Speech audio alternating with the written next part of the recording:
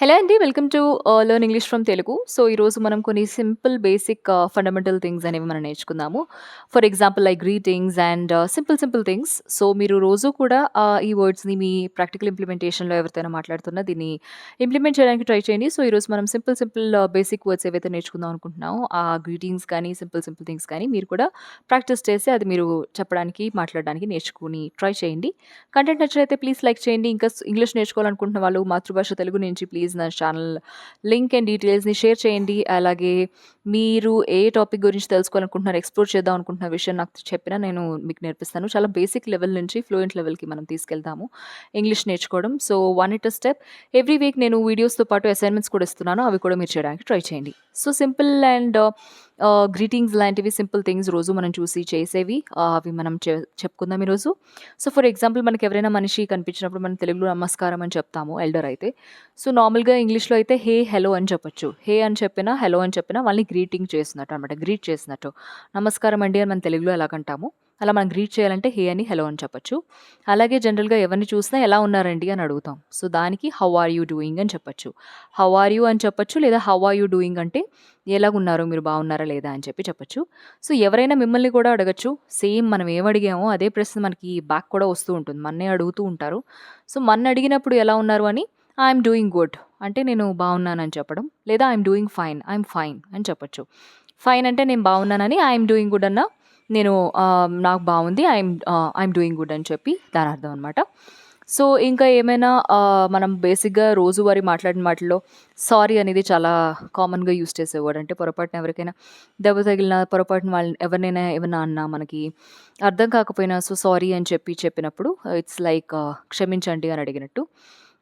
So, sorry word and thank you కూడా చాలా మందికి తెలిసే ఉంటుంది. ఎవరికైనా కృతజ్ఞత చెప్పాలనుకుంటే థ్యాంక్ యూ అని చెప్పొచ్చు. థ్యాంక్ యూ అని కృతజ్ఞత భావం తెలిపినట్టు. అండ్ కొన్ని సందర్భాలు సమయంలో ఏంటంటే ఇంకొకళ్ళు చెప్పింది మనకు అర్థం కాకపోవచ్చు. ఒక ఇన్‌స్టెన్స్‌లో వాళ్ళు చెప్పింది కానీ మనకు అర్థం కాకపోవడం, లేకపోతే క్లారిటీ లేకపోవడం ఉన్నది జరగచ్చు. అప్పుడు ఎక్స్‌క్యూజ్ మీ అని చెప్పొచ్చు. ఎక్స్‌క్యూజ్ మీ అంటే మీరు చెప్పింది నాకు అర్థం కాలేదు. మళ్ళీ నాకు ఒకసారి చెప్పగలరా అని ఒక అర్థం వస్తుందనమాట. సో, ఎవరైనా మీకేదైనా చెప్తున్నారనుకోండి, వాళ్ళు ఫాస్ట్‌గా మాట్లాడినా, లేదా వాళ్ళు ఒక ఫ్లోలో వెళ్ళిపోతున్నా మీకు అర్థం కానప్పుడు, ఎక్స్‌క్యూజ్ మీ అని ఒకసారి అడిగితే వాళ్ళు పాజ్ చేస్తారు. వాళ్ళు పాజ్ చేసి మళ్ళీ దాన్ని రిపీట్ చేయడమో, లేదా స్టార్టింగ్ నుంచి చెప్పడమో, లేకపోతే దాన్ని ఇంకొంచెం ఈజీగా సమ్మరైజ్ చేయడం లాంటివి చేస్తూ ఉంటారు. ఫర్ ఎగ్జాంపుల్ మీతో ఎవరైనా ఫ్లూయెంట్‌గా ఇంగ్లీష్‌లో మాట్లాడుతున్నా మీకు అర్థం కానప్పుడు, లేదా మీకు ఎక్కువ అంత ఫ్లూయెన్సీని క్యాచ్ చేయలేకపోతున్నా, మాకు పదాలు అర్థం కానప్పుడు ఎక్స్‌క్యూజ్ మీ అంటే అప్పుడు ఓకే. వీళ్ళకి కొంచెం ఫాస్ట్‌నెస్ ఉన్నట్టుంది. లేకపోతే వీళ్ళకేదో అర్థం చేసుకోవడానికి ఇబ్బందుంది. So, they'll pause and they'll repeat again. So, these are some of the basic words. ఇదే కాకుండా ఇంకా నార్మల్‌గా మనం రోజు చేసే యాక్టివిటీస్ చూసుకున్న అందరూ కూడా వాకింగ్ చేస్తారు. అంటే నడవడం, ఈవినింగ్ వాక్స్‌కి వెళ్తూ ఉంటారు. So, half an hour walking and everything that we call as walking. నడుస్తుండడం దాన్ని వాకింగ్ అని చెప్పొచ్చు. అలాగే చాలామంది మార్నింగ్ జాగింగ్ అండ్ రన్నింగ్ చేసే అలవాటుంది. జాగింగ్ అంటే మీకు తెలుసు కదా! జంప్ చేస్తూ వెళ్ళేది జాగింగ్. అండ్ రన్నింగ్ కూడా ఎర్లీ మార్నింగ్స్ వెళ్ళి చేసే వాళ్ళు చాలామందుంటారు. సో, జాగింగ్ అండ్ రన్నింగ్ ఇవి కూడా మన డైలీ యాక్టివిటీస్. అండ్ ఈటింగ్ మనం ఫుడ్ అయితే తింటూ ఉంటామో మధ్యాహ్నం పూట మార్నింగ్ బ్రేక్‌ఫాస్ట్ అండ్ నైట్ దాన్ని ఈటింగ్ అని భోజనం చేసేదాన్ని ఈటింగ్ అని చెప్పొచ్చు. అలాగే sleep 7-8 hours of sleep is required for everyone. So, daily యాక్టివిటీస్‌లో స్లీప్ కూడా ఒక భాగం విచ్ ఇస్ మన నిద్ర. స్లీప్ చెప్పొచ్చు. అండ్ మనకి డిఫరెంట్ పూటల్లో ఏమొస్తుంది మన డైలీలో అంటే మార్నింగ్ కింద వస్తుంది. అంటే ఉదయం పూట, ఆఫ్టర్‌నూన్ మధ్యాహ్నం, ఈవినింగ్ సాయంత్రం పూట, నైట్ ఈజ్ రాత్రి పూట. సో, ఇందులోనే మళ్ళీ మనకి డిఫరెన్షియేషన్ చేయడానికి చాలా ఉదయం పూట లేదా ఎర్లీ మార్నింగ్ అని చెప్పొచ్చనమాట. అంటే ఇప్పుడు ఉదయాన్ని మనం చూసుకున్నట్లయితే 5 అంటే సన్స్ రైజ్ అయిన తర్వాత అంటే సూర్యుడు అస్తమించిన తర్వాత మనం లెక్క చూసుకున్న సూర్యుడు అస్తమించిన దగ్గర నుంచి సన్‌సెట్ అయింది ఈవినింగ్ అని చెప్తాం. సో, దాన్ని మీరు మార్నింగ్ అంటే మేబీ ఫ్రమ్ 5 AM టు 11:30, 12 వరకు మనకి మార్నింగే కాబట్టి మీరు ఇంకా స్పెసిఫిక్‌గా మెన్షన్ చేయాలంటే ఎర్లీ మార్నింగ్ అని చెప్పొచ్చు. ఎర్లీ మార్నింగ్ అంటే స్టార్టింగ్ ఆఫ్ ద డే అనమాట. 5 AM, 6 AM అలాగా వస్తుంది. సో, ఆ విధంగా కూడా మీరు ఇంకా స్పెసిఫిక్‌గా మెన్షన్ చేయాలంటే మెన్షన్ చేయొచ్చు. తర్వాత afternoon is when we have the lunch. That is from 12 అనమాట. 11:30 అయిపోయి 11:45, 12 వచ్చే టైంకి మార్నింగ్ కంప్లీట్ అయిపోయి మధ్యాహ్నం స్టార్ట్ అవుతుంది. Which is afternoon. సో, ఎవరినైనా అడగాలంటే ఆఫ్టర్‌నూన్ లంచ్ చేయడానికి రండి అని చెప్పి వీ కెన్ టెల్. అంటే we are asking them to have lunch in the afternoon. So, after 12:00. So, 12-3 generally చాలామంది 12 పీఎం టు 3 పీఎం చాలామంది భోజనాలు చేస్తారు.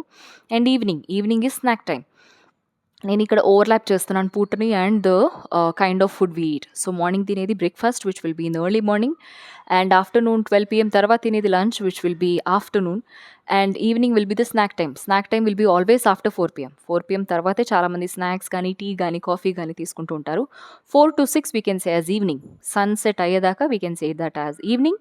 And after that the night starts. Night మనం అందరూ కూడా చాలామంది లైట్‌గా భోజనం తీసుకోవడం గానీ, లేదా ఇంటర్మిటెంట్ ఫాస్టింగ్ చేసేవాళ్ళు నైట్ భోజనం చేయకుండా 6:00 కల్లా వాళ్ళ మీల్ కంప్లీట్ చేసేసుకుంటారు. చూసారు కదండీ!